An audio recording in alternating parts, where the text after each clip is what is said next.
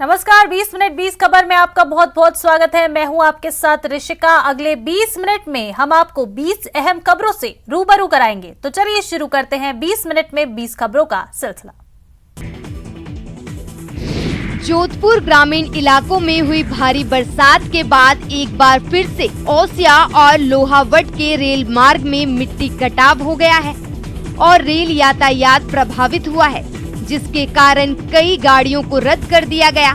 जोधपुर से जैसलमेर जाने वाली गाड़ी रद्द कर दी गई है। वहीं साबरमती जैसलमेर एक्सप्रेसवे को लोहावट रेलवे स्टेशन पर आंशिक रद्द कर इसकी सवारियों को गंतव्य स्टेशनों तक पहुंचाने के लिए बसों की व्यवस्था की गई। इस ट्रेन के यात्रियों के लिए रेलवे की ओर से खान पान की भी व्यवस्था की गई है। इसके अलावा खाट गोदाम से जैसलमेर आने वाली गाड़ी रानीखेत एक्सप्रेस को जोधपुर के भगत की कोठी स्टेशन पर रद्द किया गया। DRM ने बताया कि लोहावट फलोदी के पास ट्रैक को दुरुस्त करने के बाद जल्द से जल्द इस रेल खंड पर यातायात बहाल करने का प्रयास किया जा रहा है। पिछले सप्ताह भी हुई तेज बारिश के कारण 3 दिनों तक यातायात प्रभावित हुआ था।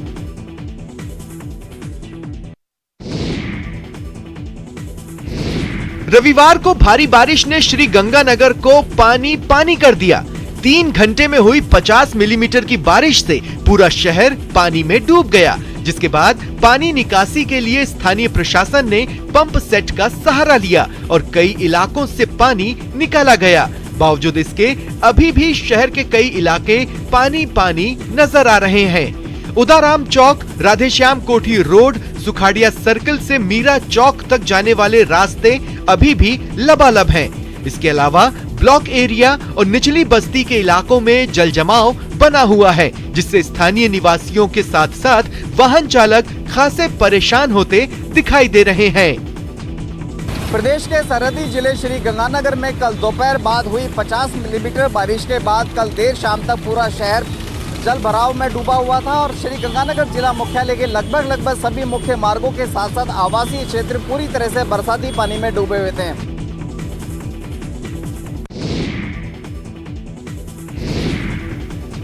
मॉनसून पहाड़ों पर मुसीबत बनकर बरस रहा है। हिमाचल प्रदेश के कई जिलों में बारिश ने भारी तबाही मचा रखी है और जनजीवन अस्त व्यस्त हो गया है। प्रदेश के किन्नौर जिले के भावानगर के पास NH5 पर पहाड़ी से चट्टानों के गिरने के बाद रास्ते जाम हो गए। सड़क जाम होने के कारण दोनों तरफ वाहनों की लंबी कतार लग गई। छोटे या फिर बड़े वाहन, सभी की आवाजाही पूरी तरह से बंद हो गई। गनीमत ये रही कि पहाड़ी से चट्टानों के गिरने से कोई जान का नुकसान नहीं हुआ, लेकिन रास्ता जाम होने के बाद लोग जान जोखिम में डालकर पैदल ही पार कर रहे थे। हालांकि पुलिस की टीम मौके पर पहुंची और लोगों को सड़क मार्ग बहाल नहीं होने तक सड़क मार्ग पार करने से रोका। किन्नौर में कई स्थानों पर भूस्खलन के कारण भारी चट्टानों के गिरने का सिलसिला जारी है, जिससे यात्रा कर रहे यात्रियों में भी डर का माहौल बना हुआ है। प्रशासन भी अनावश्यक यात्रा करने से बचने के लिए लोगों से अपील कर रहा है।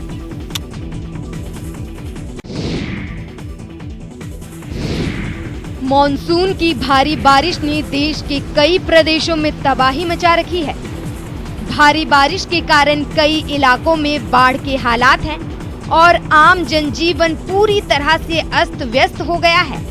मैदान हो या पहाड़, बारिश मुसीबत का सबब बनी हुई है। हिमाचल प्रदेश में भी मॉनसून की भारी बारिश ने तबाही मचा रखी है। इस बीच रविवार के संबा जिले में बादल फटने और लैंडस्लाइड से भारी तबाही हुई। जिले के उपमंड सलोनी के कंथवारा पंचायत और पिछला ड्यूयर के गुलेल गांव में बारिश ने तबाही मचा दी। यहां पर लोगों के घरों में पानी व मलबा घुस गया। वहीं भडोग गांव में एक मकान भूस्खलन की चपेट में आ गया और इस मकान में सो रहे 15 साल के लड़के की मौत हो गई। उधर कंथवारा में सड़क सहित पुल भी बह गया। भरमौर उपमंडल के तहत प्रंखला नाला में निर्माणाधीन पुल क्षतिग्रस्त हो गया। वहां पहाड़ी से भारी भरकम चट्टानें पुल पर आ गिरी, जिससे पुल टूटकर गिर गया।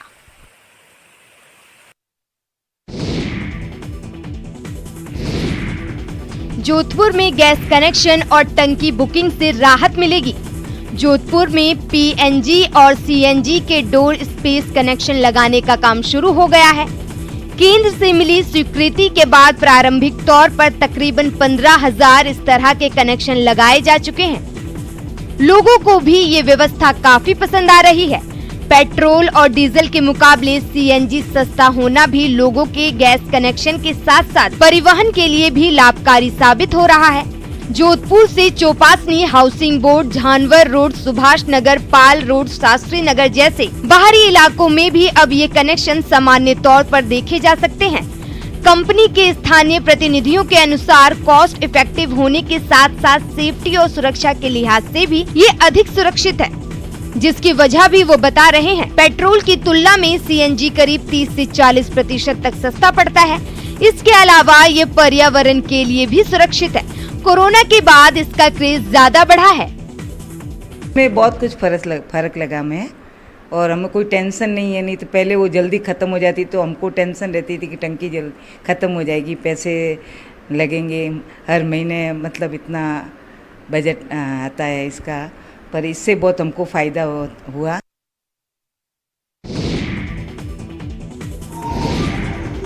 राजस्थान की धरती अपनी लोक संस्कृति और संस्कारों के लिए पूरी दुनिया में विख्यात है। इसीलिए विदेशों से हर साल कई लोग यहाँ आते हैं और यहाँ की संस्कृति से रूबरू होते हैं। वागड़ लोक संस्कृति के कायल स्पेन से भी 4 रिसर्चर डूंगरपुर पहुँचे हैं और यहाँ के लोक जीवन के पहलुओं को जान रहे हैं। स्पेन से आई 4 महिला शोधार्थियों ने डूंगरपुर जिले के चुड़ियावाड़ा गाँव में एक पखवाड़े तक रहकर वागड़ की लोक संस्कृति को जाना। इस दौरान शोधार्थियों ने डूंगरपुर जिले के ग्रामीण क्षेत्रों के देवी मंदिरों में दर्शन किए, साथ ही सरकारी और निजी स्कूलों में जाकर विद्यार्थियों को खेल खेल में शिक्षा भी दी। इसके अलावा जैविक खेती के भी गुर सीखे। शोधार्थियों ने बच्चों के साथ गुजराती गरबे का भी भरपूर आनंद उठाया और जमकर ठुमके लगाए। स्पेन से आए चारों शोधार्थियों ने गुरुकुल उच्च माध्यमिक विद्यालय पूंजपुर में 12 दिनों तक अपनी सेवाएं दी। उन्होंने खेल खेल में पढ़ाई और अलग अलग तरह की गतिविधियों से छात्रों को रोमांचित और आकर्षित किया।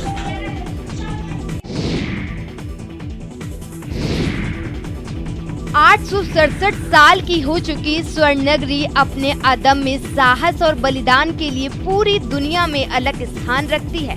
त्रिकुट पहाड़ी पर खड़े जैसलमेर के सुनार दुर्ग ने कई हमले और प्राकृतिक आपदाएं झेली हैं, लेकिन कभी भी नहीं डगमगाया। इसी दुर्ग की प्रेरणा और सीख है कि जैसलमेर का व्यक्ति जीवन के अंतिम क्षणों तक संघर्ष करना जानता है। जैसलमेर के लिए कहा जाता है, खिलजी तुगलक आया ऐठे, मुगल बलोच पठान, जीते जी न ले सकिया, जूनू गठ जैसान। यहाँ ऐसे राजा हुए हैं जिन्होंने अपने जीते जी जैसान पर किसी का कब्जा नहीं होने दिया, चाहे खिलजी तुगलक हो या फिर मुगल बलूच पठान। यही जैसलमेर का इतिहास है। यहाँ के राजाओं की वीरता और स्वाभिमान की जीत है, राजपूत रानियों की आत्मसम्मान की जीत है। जैसलमेर राजस्थान के पश्चिम में स्थित है और क्षेत्रफल की दृष्टि से प्रदेश का सबसे बड़ा जिला है। इसकी स्थापना भाटी राजा जैसल ने 1178 ईस्वी में की थी। यहाँ सुनार का किला अपनी स्थापत्य कला के कारण विश्व प्रसिद्ध है। इस किले के निर्माण में पीले पत्थरों का प्रयोग किया गया है। जब सूर्य की किरणें किले पर पड़ती हैं तो वो सोने के समान चमकता है, इसीलिए इसे सुनार के किले के नाम से जाना जाता है। राजसमंद जिले की अरावली की पहाड़ियों की तलहटी पर बसे परशुराम महादेव मंदिर में सावन के आखिरी सोमवार पर श्रद्धालुओं का तांता उमड़ पड़ा।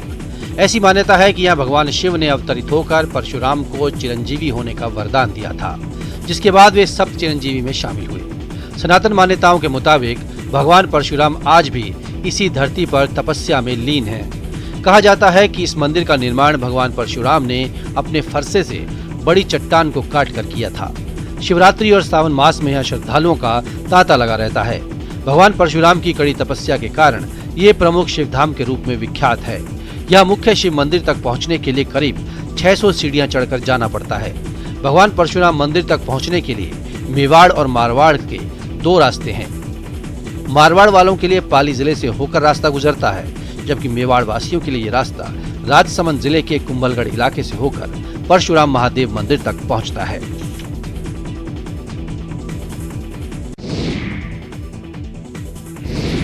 सावन का पावन महीना चल रहा है और शिवालयों में भक्तों का तांता लगा हुआ है। विशेषकर महीने के अंतिम सोमवार पर श्रद्धालुओं का सैलाब उमड़ पड़ा। जालोर में भी शिवालयों में भक्तों की भारी भीड़ उमड़ी। सुबह से ही लोग भोले के दरबार में दूध से अभिषेक और महादेव को मनाने को लेकर कतार में लगे रहे। भीनमाल के चंडीनाथ महादेव मंदिर, जालोर के सिरे मंदिर, सिवाड़ा के पातालेश्वर मंदिर समेत जिले के शिवालयों में भक्त पूजा आराधना में लीन रहे। भीनमाल के चंडीनाथ महादेव मंदिर में विशेष रौनक देखी गई। अंतिम सोमवार पर शिवलिंग का अद्भुत श्रृंगार किया गया। साथ ही मंदिर को भी आकर्षक ढंग से सजाया गया। चंडीनाथ मंदिर पर लोगों की विशेष आस्था है।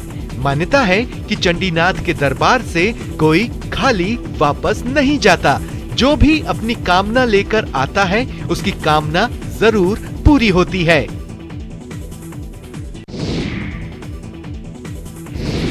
सावन महीने के अंतिम सोमवार पर शिवालयों में श्रद्धा का सैलाब उमड़ पड़ा।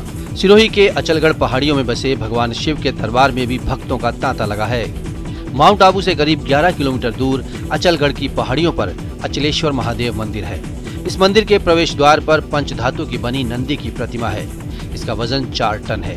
वहीं मंदिर के गर्भगृह में शिवलिंग पाताल खंड के रूप में दिखाई देता है। इसके ऊपर एक तरफ पैर के अंगूठे का निशान उभरा है। ये शिव का दाहिना अंगूठा माना जाता है। कहा जाता है कि इसी अंगूठे ने माउंट आबू के पहाड़ को थाम रखा है।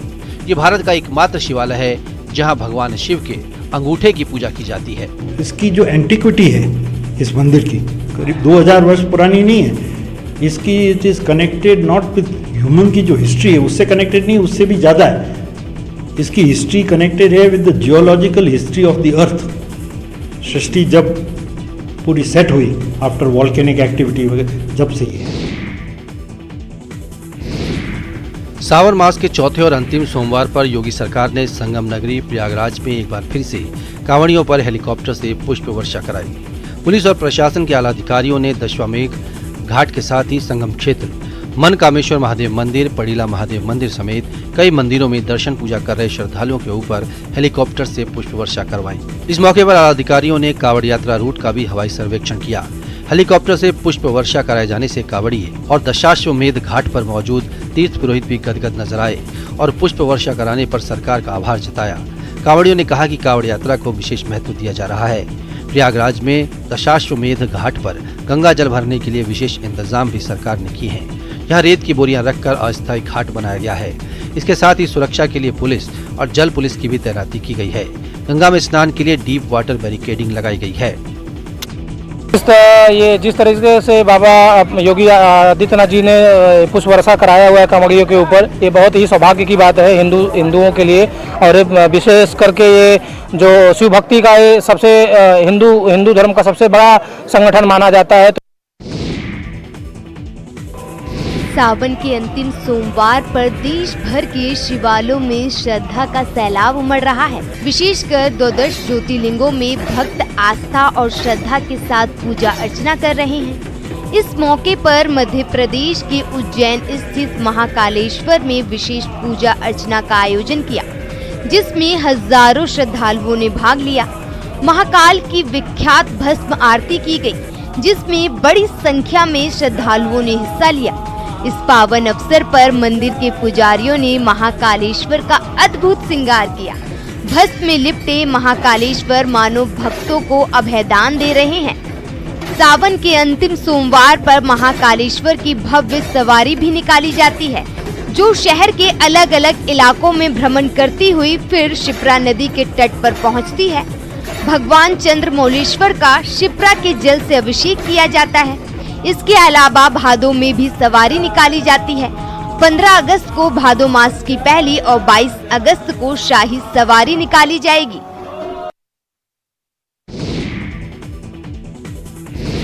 आजादी के 75 साल पूरे होने पर पूरे देश में आजादी का अमृत महोत्सव मनाया जा रहा है। इस खास मौके को और खास बनाने के लिए 13 अगस्त से 15 अगस्त तक घर घर तिरंगा लहराया जाएगा। लेकिन क्या आपको पता है कि 15 अगस्त 1947 को देश की आजादी के बाद जब ब्रिटिश झंडा उतारकर जिस तिरंगे का आरोहण किया गया, वो तिरंगा कहाँ तैयार हुआ था?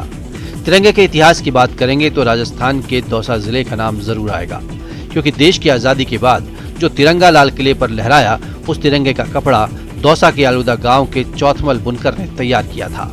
उस तैयार कपड़े को स्वतंत्रता सेनानी देशपांडे और टाट साहब गोविंदगढ़ लेकर आए और गोविंदगढ़ में ही इस कपड़े को तिरंगे का रूप दिया गया और इसके बाद दिल्ली ले जाया गया। हालांकि ये बात भी सामने आती है कि 15 अगस्त 1947 को देश के अलग अलग हिस्सों से 4 तिरंगे बनकर आए थे। जब चौथमल बुनकर जीवित हुआ करते थे तो बताते थे कि उन्हें तिरंगे का कपड़ा तैयार करने में 2 महीने का वक्त लगा था। देश में आजादी का अमृत महोत्सव चल रहा है। पूरा देश 3 रंगों में रंगता जा रहा है। इस बीच राजसमंद के देवगढ़ की महिलाओं ने अरावली पर्वत की दूसरी सबसे ऊंची चोटी सेंध माता पहाड़ी पर 2500 फीट की ऊंचाई पर तिरंगा फहराया और आजादी के अमृत महोत्सव में अपनी भागीदारी निभाई। साथ ही अन्य लोगों को भी इसके लिए प्रेरित किया। महिलाओं ने सेंध माता पहाड़ी पर पैदल चढ़ाई कर तिरंगा लहराया।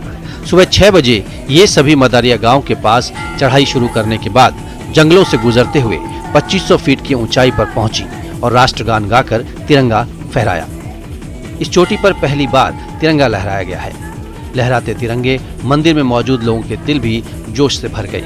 सामाजिक कार्यकर्ता भावना पालीवाल ने बताया कि ये ध्वज देश की शान है, हर भारतीय के दिलों का स्वाभिमान है। यही है गंगा, यही है हिमालय, यही हिंद की जान है।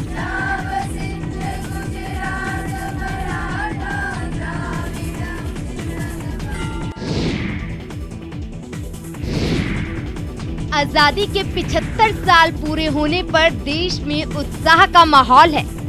जगह जगह कई उत्सवों का आयोजन चल रहा है। इस मौके पर आजादी का अमृत महोत्सव मनाया जा रहा है, जिसके तहत जगह जगह तिरंगा यात्रा निकाली जा रही है, जो लोगों में देशभक्ति की भावना भर रही है। अहमदाबाद के खाटलोडिया इलाके में मुख्यमंत्री भूपेंद्र पटेल की मौजूदगी में तिरंगा यात्रा निकाली गई। सीएम ने तिरंगा यात्रा को झंडी दिखाकर रवाना किया। इस तिरंगा यात्रा के दौरान कई शानदार नजारे देखने को मिले, लेकिन जो सबसे खास था वो था 1551 फीट का तिरंगा। ज्ञानदा गर्ल्स हाई स्कूल की 1551 छात्रों ने 1551 फीट लंबे तिरंगे के साथ तिरंगा यात्रा निकाली। घाट लोतिया में केके नगर की उमिया हॉल से प्रभात चौक तक तिरंगा यात्रा में छात्रों ने उत्साह पूर्वक भाग लिया और तिरंगे का गौरव बढ़ाया।